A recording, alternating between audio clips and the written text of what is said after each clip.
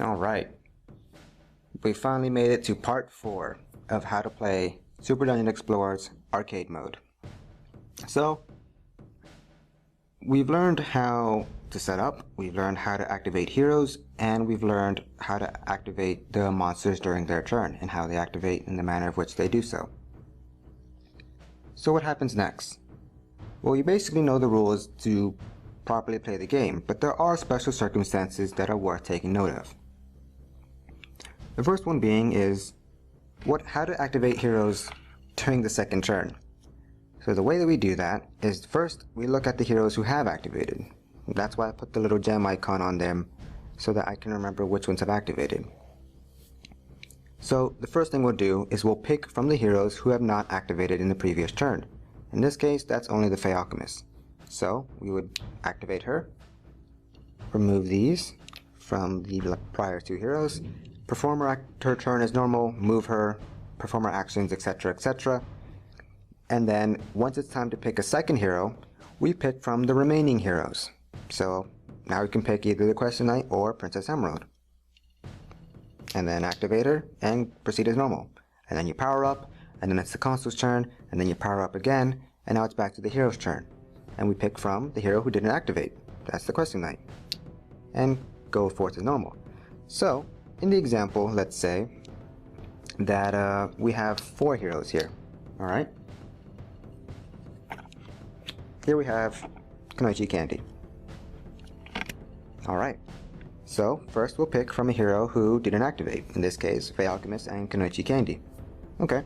I'll pick Fey Alchemist. Proceed the turn as normal. And then we pick from the remaining heroes, which now is all 3 of them. So, I'll pick Princess Emerald. Proceed to turn as normal, etc, console turn, etc, etc. Now we're back to the hero's turn. Pick from the heroes who didn't activate, Questing Knight, and then perform the turn, yada yada, and then pick from the remaining heroes, Fey Alchemist. See what I'm doing here? I never have to activate Kunoichi Candy, technically. That might be a part of the strategy, but that's just the technicality. You know, it's pretty advantageous to use all your heroes, but technically you could try and stun someone out and just never activate them. But that's probably not advantageous. It's just something to make a note of. Alright, so that's how heroes will activate in subsequent turns. So, what happens, another special instance is what happens when, as I mentioned, when a spawn point dies, you remove it, place a princess coin, and then during the power up phase, we would place the mini boss. And then that means he would get to activate during the console turn, do his stuff, blah blah blah, and let's say he kills a hero. When a hero dies is when they suffer damage equal to their maximum wound pool. In this case, the Question Knight is 5. 1, 2, 3, 4, 5. So Questing Knight is dead. What we'll do is we'll take the model off the field and replace it with a skull token. That skull token could be scavenged by another hero during their activation.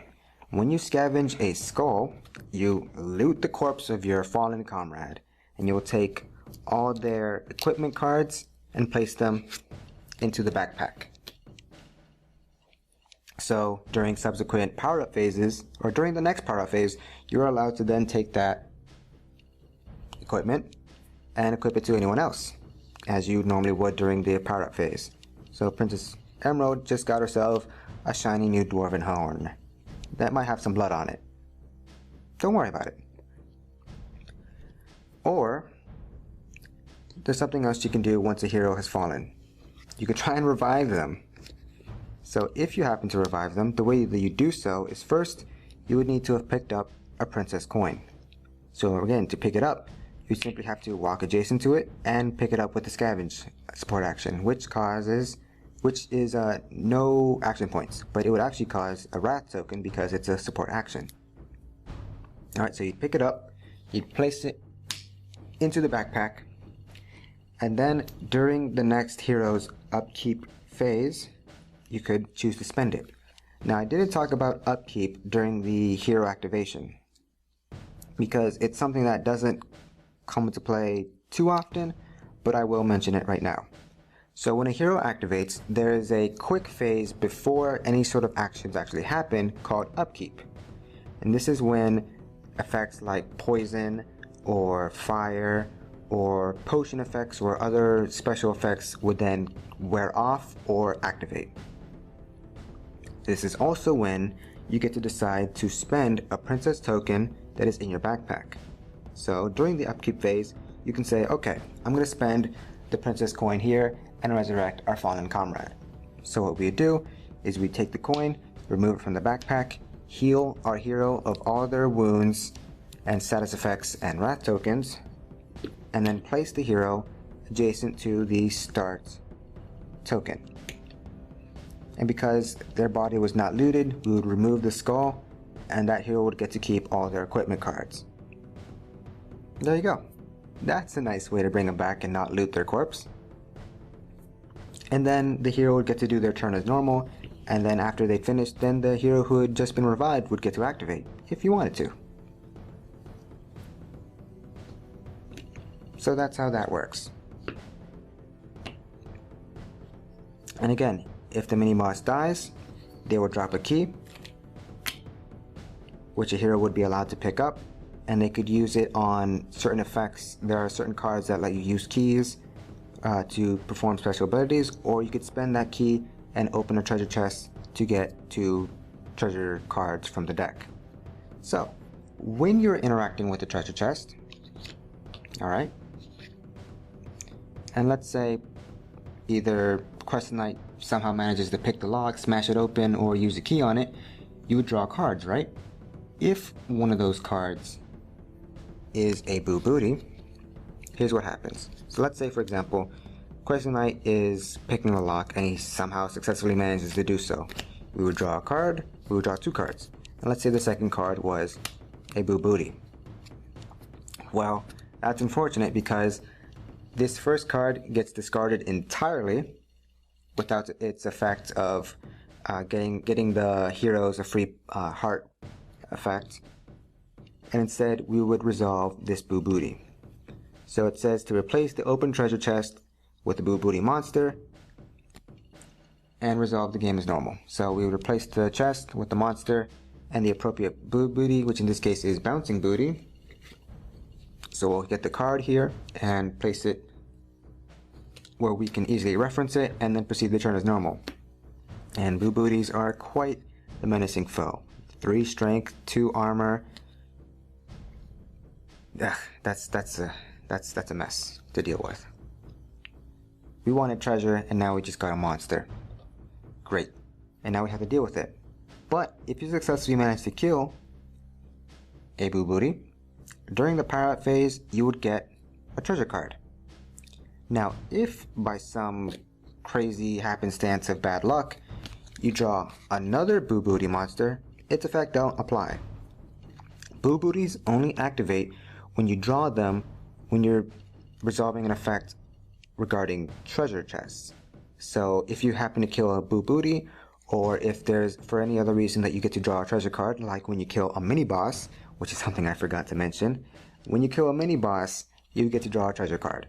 So if you drew a Boo Booty in this instance, its effect do not apply. You would put it back into the deck, shuffle it up, and draw a card until you do not get a Boo Booty.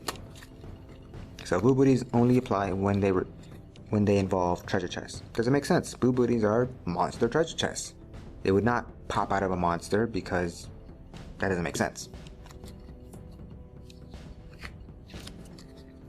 Another thing that's important to make note of is how pets work. So if you drew a pet, either from a treasure chest or from an effect that lets you draw cards or from killing a mini boss, here's what you do. You take the treasure here, you place the appropriate pet card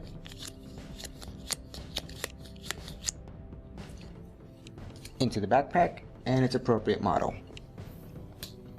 So during the power up phase, any hero is allowed to take that pet, kind of like an equipment.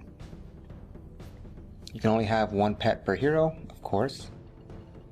and you would simply equip it onto them by placing it next to their card, and then you would be allowed to summon the pet for free within 6 squares of its master.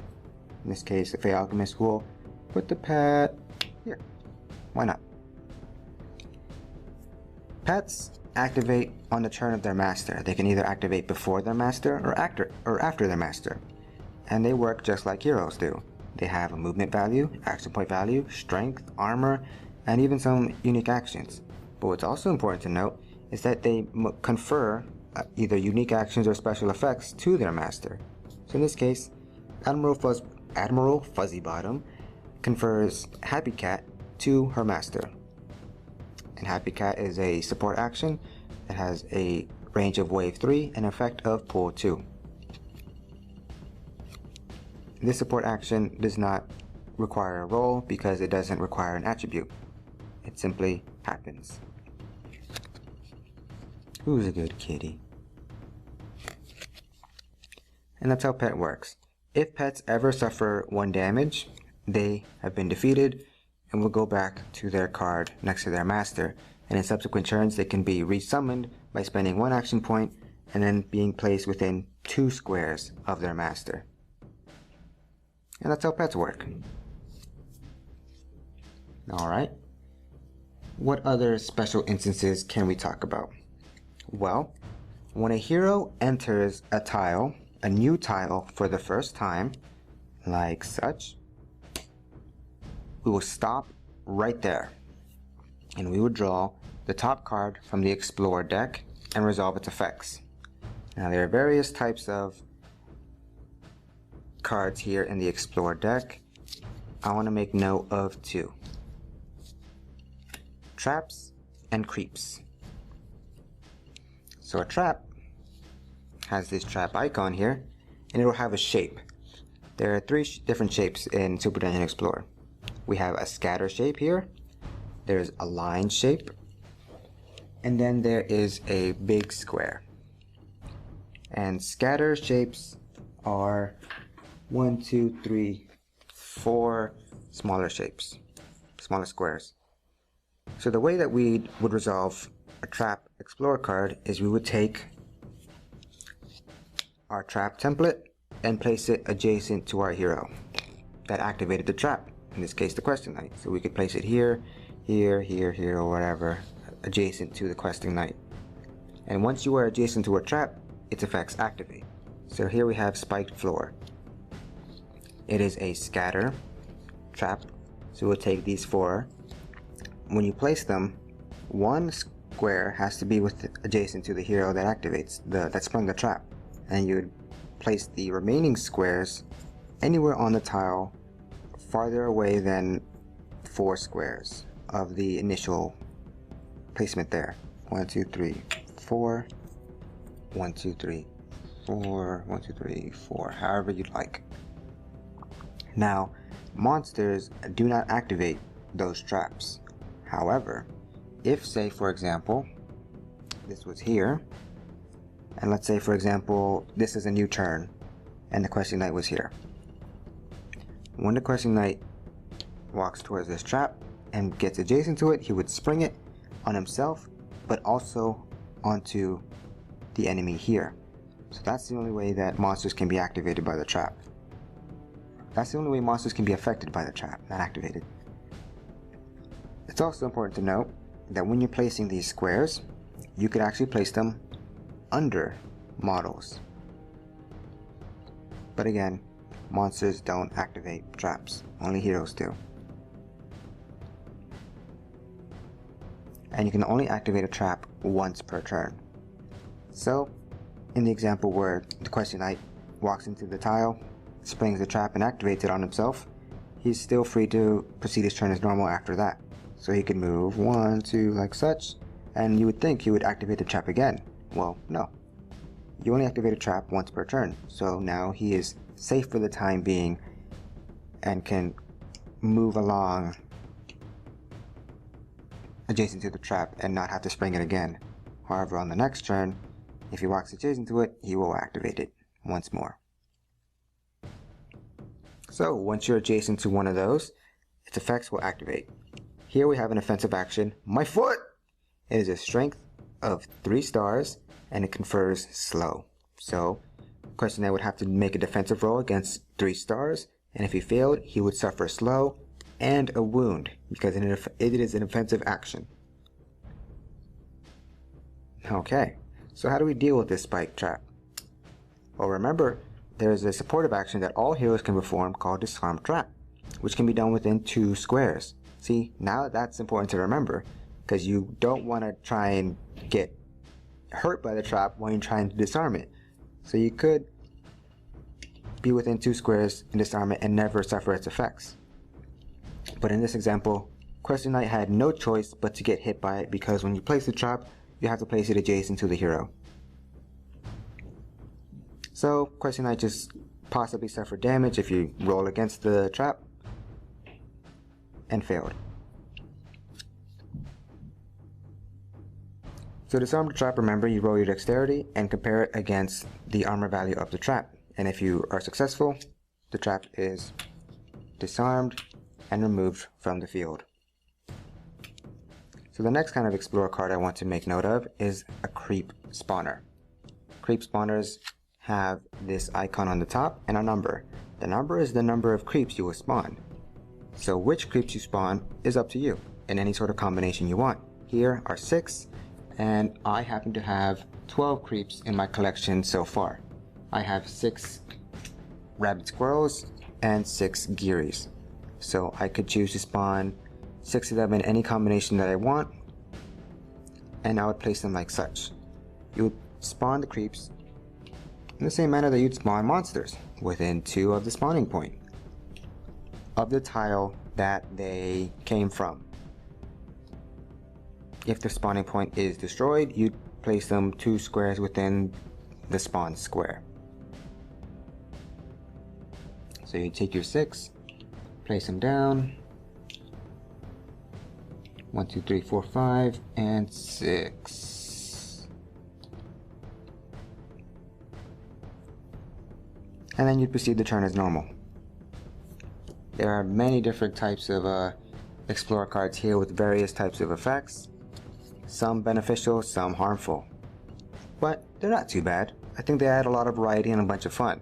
That's why, whenever possible, you would like for at least one hero to perform the Explore action on each tile. Because hey, let's spice it up. Let's keep drawing cards from the deck here and see what happens. But remember, only the Explore action can only be used once per tile. Once you've done it once, that's it. And each time you enter a new tile for the first time, you will draw a card. This does not apply to the very first tile that you start on. However, the first tile that you start on can be explored.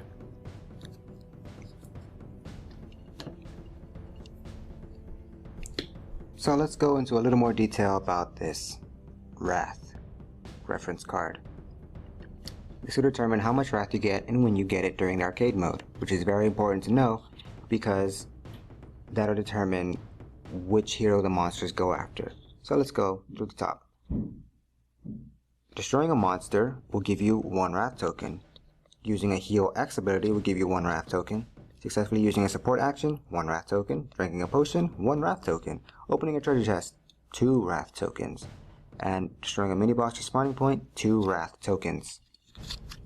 And it's possible for one action to give you multiple Wrath. For example, drinking a potion, 1 Wrath token, and let's say using an offensive potion that will cause you to kill 2 to 3 monsters would then give you more Wrath tokens. So 1 for drinking the potion and 1 for each monster you kill.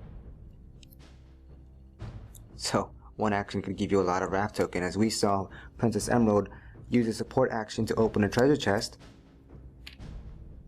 and successfully do so, which gave her 3 Wrath tokens.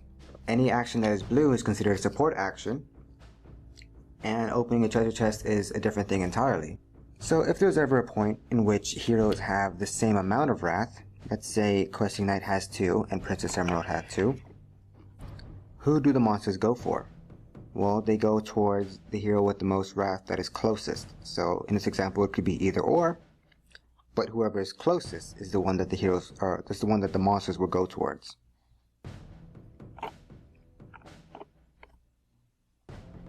And again, if by the end of their movement they're not in range of the hero with the most wrath, but they are in range of a hero, for this example, let's say Questing Knight here has no wrath tokens on them and the Groblet Executioner is about to commit an attack, even though, say, Princess Emerald here is the hero with the most wrath, Groblet Executioner is not in range of Princess Emerald. However, he is ranged within Questing Knight, he is in range of the Questing Knight, so he will perform an attack on the Questing Knight. And remember, whenever it's time to give wrath tokens to a hero, if there are no more wrath tokens in the pool, you can simply take it from any hero which you would like in any sort of order. So Questing Knight could do actions and take them from his allies to protect them. So what's next? Well, when all but one of the spawning points have been destroyed, the last spawn point would not spawn a mini boss. Instead, it would spawn the final boss of the dungeon. And this is where the final battle begins. Once the bosses spawn, all hell breaks loose. Not really, but bosses are pretty tough. I've already explained how bosses or monsters activate during the console turn, but the thing I want to make note of here is that once you defeat the boss, the game's over. Declare victory. The heroes have won. But if at any point during the dungeon exploring, all heroes are dead and have no way to resurrect, they've been defeated by the monsters, and the Dark Council wins and starts to take over the land of Crystallia. But hey, there's always next time, right?